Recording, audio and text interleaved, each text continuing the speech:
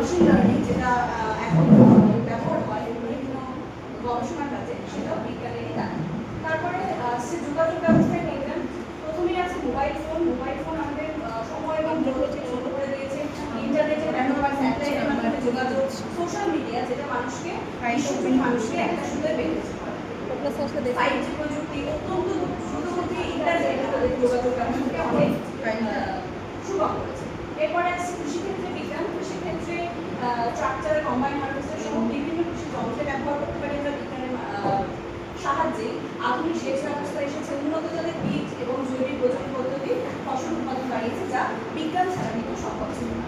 রাসায়নিক সার এবং কীটনাশকের নিয়ন্ত্রিত ব্যবহারে উৎপাদন বৃদ্ধি পেয়েছে। কৃষি বিজ্ঞানের ফলে খাদ্য নিরাপত্তা সুনিশ্চিত হয়েছে এবং বিশ্বের বিভিন্ন দেশে। তারপরে আসছে স্বাস্থ্যসেবায় বিজ্ঞান। স্বাস্থ্যসেবার ক্ষেত্রে চিকিৎসা বিজ্ঞানের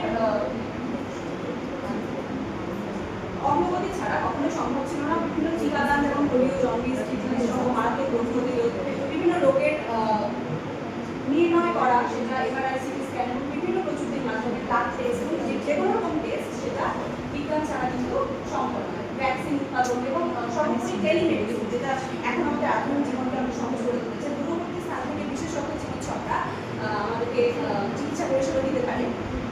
তারপরে আছে পরিবহন ব্যবস্থায় বিজ্ঞান। ট্রেন দ্রুত এবং সাশ্রয়ী মধ্যে দূরপাল্লার ভ্রমণের সহজ মাধ্যম। ইভেন বিমান, গাড়ি, বাস এগুলো তো আছেই। এখন আমরা বলতে পারি যে ইলেকট্রিক বাইক যেটা এসেছে, ইলেকট্রিসিটির মাধ্যমে বিভিন্ন ধরনের পেট্রোল, গ্যাস ইত্যাদির ব্যবহার বা এগুলো কমেছে, যার ফলে আমরা সেগুলো সাশ্রয় করতে পারছি। তারপর আছে বিনোদন এবং বিজ্ঞানের ভূমিকা। Television, cinema, video game, sports এগুলো বিভিন্ন ক্ষেত্রে এবং বিভিন্ন ওটিটি প্ল্যাটফর্মে আমরা এখন মুভি দেখতে পারি, সেগুলো সবই বিজ্ঞানের আবিষ্কার। দৈনন্দিন জীবনে এগুলো ছাড়াও অন্যান্য কিছু ব্যবহার রয়েছে বিজ্ঞানের, যেমন রান্না করে মাইক্রোওয়েভ, ইন্ডাকশন সহ বিভিন্ন ধরনের ডিভাইস আমরা ব্যবহার করে থাকি, যা রান্নাকে অনেক সহজ করে দেয় আমাদের। তারপরে আবহাওয়ার পূর্বাভাস পাই আমরা বিজ্ঞানের মাধ্যমে।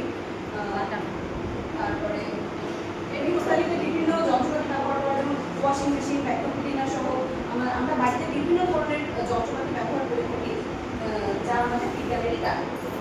সোলার প্যানেল, যা আমাদের ইলেকট্রিসিটিকে এখন বাঁচাতে সাহায্য করছে। সোলারের মাধ্যমে আমরা বিদ্যুৎ উৎপাদন করতে পারি, সেটা ব্যবহার করলে বিদ্যুতের সাশ্রয়। তারপরে বিজ্ঞানের সুবিধা যেমন আছে, এতগুলো যেমন বললাম আমি, কিছু অসুবিধা আছে।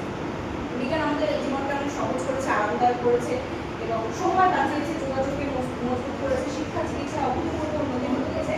কিন্তু আমরা জানি যে কোনো জিনিসের অতি ব্যবহারই ক্ষতি এনে দিতে পারে। তো বিজ্ঞানেরও অতিরিক্ত ব্যবহার, যেমন ইন্টারনেটের প্রতি আসক্তি এবং প্রযুক্তির উপর অতিরিক্ত নির্ভরতা বিভিন্ন ধরনের নেতিবাচক প্রভাব ফেলে।